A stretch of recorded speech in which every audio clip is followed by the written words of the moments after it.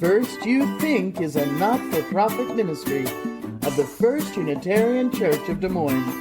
Support us at ucdsm.org today. I'm interested in what we believe. And in particular, I'm interested in those things that we believe but don't really believe. The things we pretend to believe. And why we do that. For example, we personify inanimate objects, and that's a pretend belief. Do you talk to your car? Come on, start. Or please make it to the gas station.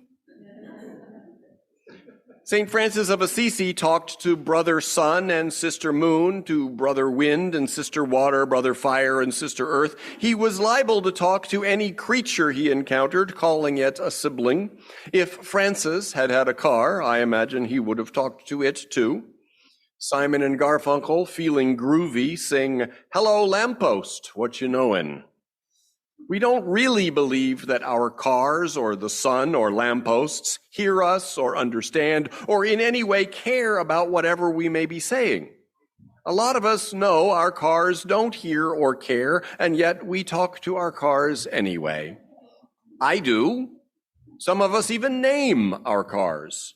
Laura Kim's and my car is named Meredith because she's a Subaru, and Subaru is the Japanese name for the constellation that we and the Greeks call the Pleiades. And the Pleiades in Greek mythology are 7 sisters, daughters of Pleione and the Titan Atlas. Meredith is one of those sisters. And I picked that name because Meredith is the only sister who married a mortal. And the mortal she married was Sisyphus, which would make Laura Kim and me collectively Sisyphus, which, yeah, I kind of resonate with that some days more than others. So there's this little story I have, a story to participate in, which enriches my experience of the particular automobile to which I own the key. It also connects me to a little bit of family history.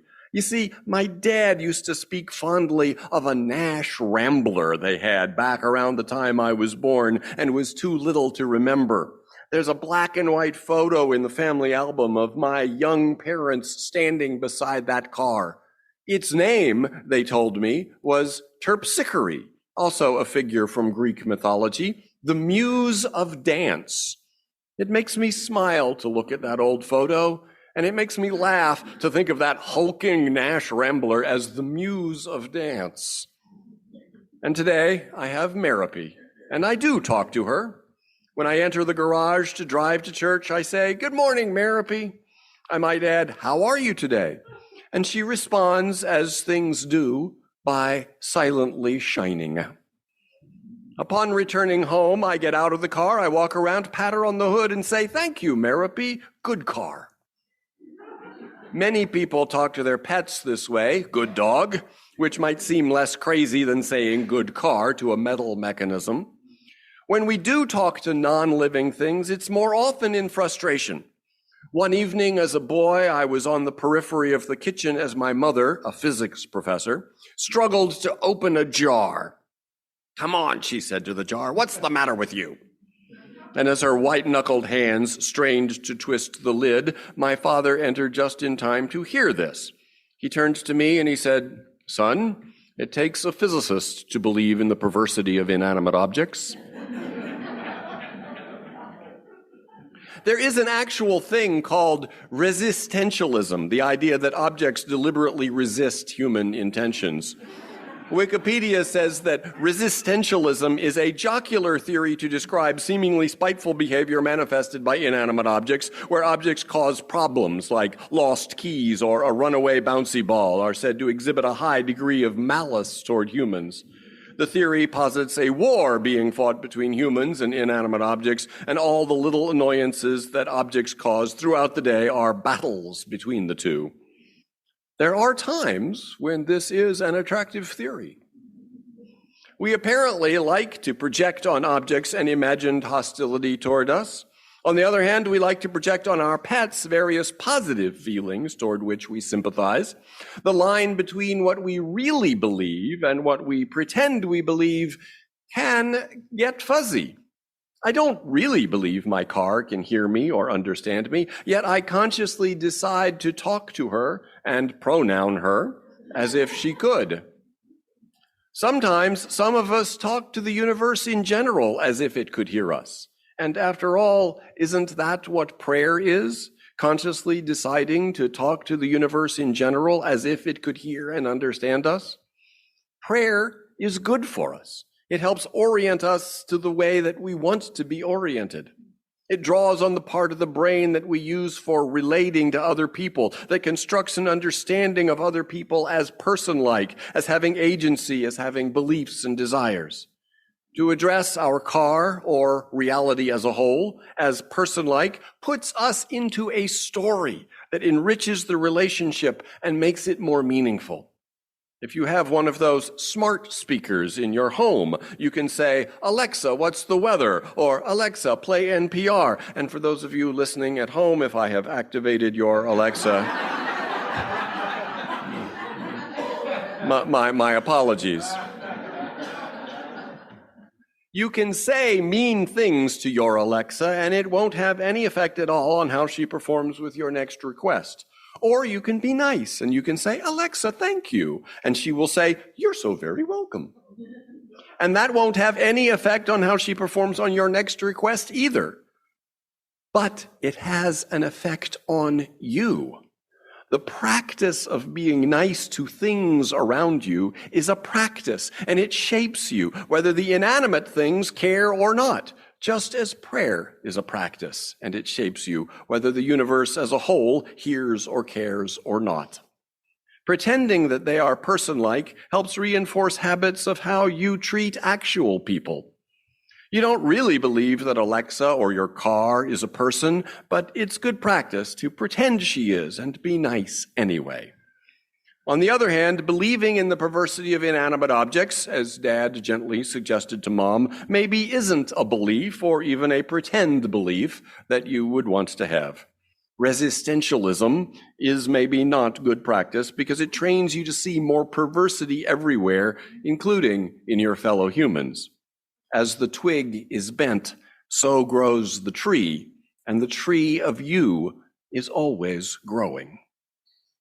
Certainly, it's good practice to treat your dog as person-like, as having beliefs and desires entitled to a certain degree of concern and respect. It may be the case that your dog's person-likeness is another pretend belief, that dogs don't really have the feelings we attribute them, but keep in mind you and I might also not really have the feelings we attribute to each other either. It's unclear how much of a distinction to draw between human and canine emotional lives. We might not even really have the feelings we attribute to ourselves. Psychology professor Lisa Feldman Barrett argues that emotions are mostly socially constructed. There are, she says, two biological continua that are real. There's the pleasant to unpleasant continuum, and there's the high arousal to low arousal continuum. For low arousal that's pleasant, think of blissful calm. For high arousal and pleasant, think of something really fun and exciting. For high arousal and unpleasant, think of something very scary and or anxious producing. And for low arousal and unpleasant, think of being bored or lethargic. As far as what's real biology in our emotional lives, that's it. That's all there is. Just pleasant to unpleasant continuum and the high arousal to low arousal continuum. Everything else emotional, joy, love, anger, fear, sadness, shame, ennui, schadenfreude, and on, is socially constructed interpretation of our biology. There is no neurological state or condition of the brain that all and only angry people have. We have to learn how to read each other's feelings and read our own feelings, just as we learn to read marks on a page as words of our language. And in both cases, it's a process of constructing meaning. Indeed, if you don't know at least one certain word of French, you won't be able to detect ennui in yourself or others. And until you learn the German words Schadenfreude and Weltschmerz, you can't have those feelings. Because the feelings aren't a biological reality, they're a social construct constructed with our language. In her chapter, Is a Growling Dog Angry?, Lisa Feldman Barrett says that the growling dog isn't angry in the sense of the dog itself constructing anger from its experience. Anger is an interpretation, and dogs don't interpret that way, she says. That is, to be angry requires speaking English or some language with a word that translates as angry.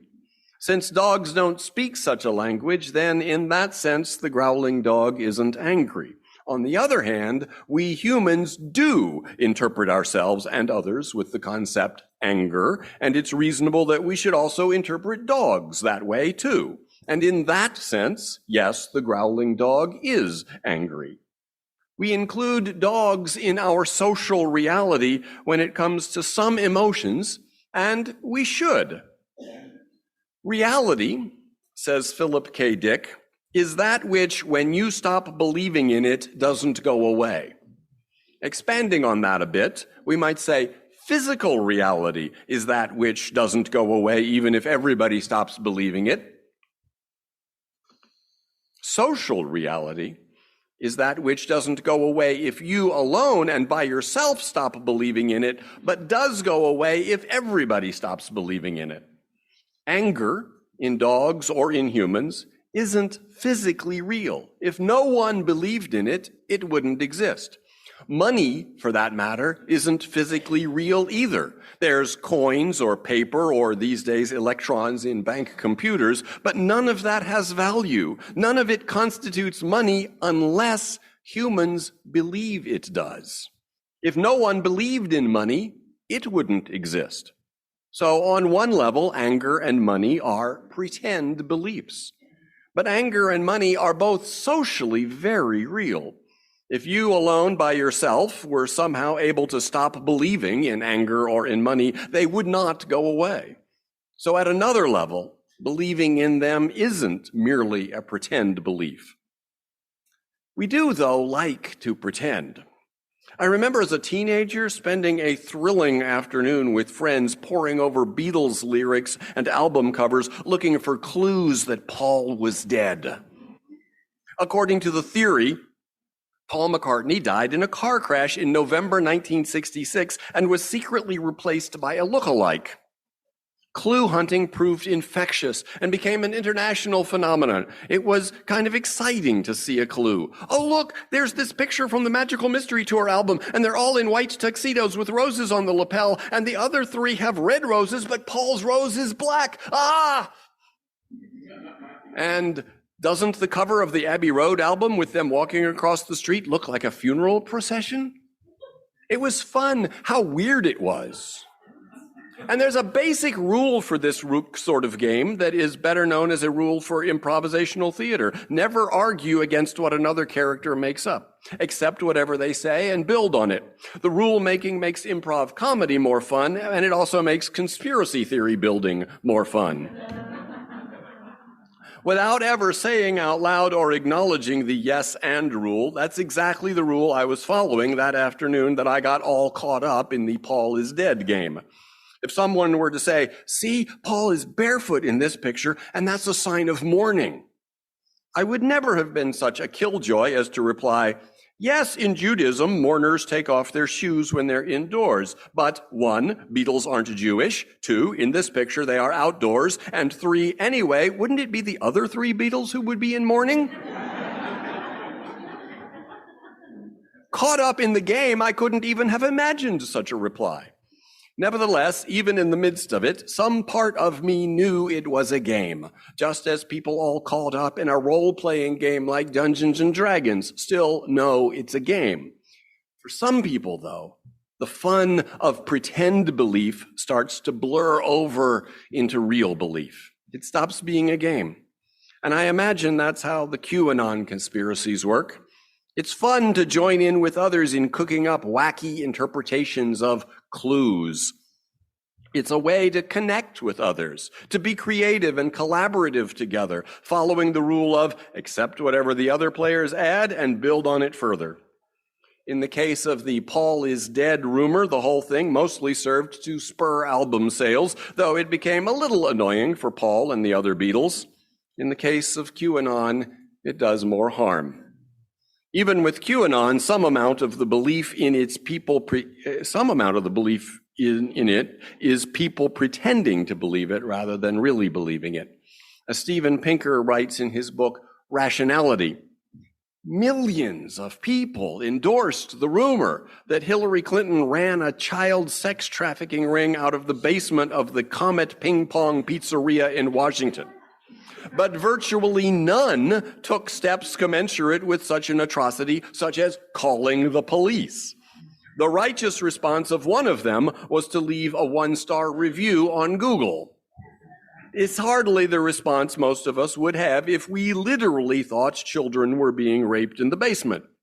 Well, until that one person, Edgar Welch, took the belief seriously and burst into the pizzeria with his gun blazing. He apparently really thought he was rescuing children. The millions of others, Pinker concludes, must have believed the rumor in a very different sense of believe. Hugo Mercier also points out that impassioned believers in the vast nefarious conspiracies like the 9/11 truthers and the chemtrail theorists who hold that the water vapor contrails left by jetliners are chemicals dispensed in a secret government program to drug the population. They publish their manifestos. They hold their meetings in the open, despite the belief in a brutally effective plot by an omnipotent regime to suppress brave truth-tellers like them. This is not a strategy that you see from dissidents in undeniably repressive regimes like North Korea or Saudi Arabia. Many of these people are very seriously pretending to believe the conspiracy, still, for all their seriousness, pretending. Pinker says there's a zone of the physical objects around us and the people that we deal with face to face. There's a set of rules and norms that govern these interactions. The other zone is the world beyond immediate experience, the distant past, the unknowable future, faraway people and places, remote corridors of power, the microscopic, the cosmic, the counterfactual, the metaphysical. People may entertain notions about what happens in these zones, but they have no way of finding out, and anyway, it makes no discernible difference into their lives. Belief in these zones are narrative, which may be entertaining, like the future birthday of Captain Kirk, or inspiring or morally edifying, like the future birthday of Al-Imam al-Mahdi. Whether they are literally true or false is the wrong question. The function of these beliefs is to construct a social reality that binds the tribe or sect and gives it moral purpose. The conspiracy theory behind anti-Semitism has been growing and morphing and poisoning minds for centuries. It's hard to imagine that it was ever fun, but the way it evolves suggests the application of the yes and rule to bizarre interpretations of fabricated clues. Such conspiracy theorizing does function to construct a social reality that binds the tribe or sect and give it a moral purpose. Evil doesn't start out as evil. It starts as a very human, necessary function. We need to make sense of our world, to have a story to participate in that lends meaning to our lives. And sometimes the stories turn toxic. We need to have our stories, but what can be done about the toxic ones? Of course, the obvious: stand up for the truth. Be willing to violate the rules of improv and say no rather than accepting and building on the other person's craziness. Adhere to good standards of credibility. Don't leap to conclusions beyond what the evidence supports. Cite your sources and ask others to cite theirs. Be skeptical. Be ready to change your mind. We need a lot more observance of all those guidelines. And I have one other suggestion, not so obvious. Take an improv class. Encourage the teaching of improv in our schools. I suggest this because improv actors know they are acting, and we need to get better as a society at drawing the distinction between when we're really believing and when we're pretending to believe. We don't need to stop all pretend believing as if we could.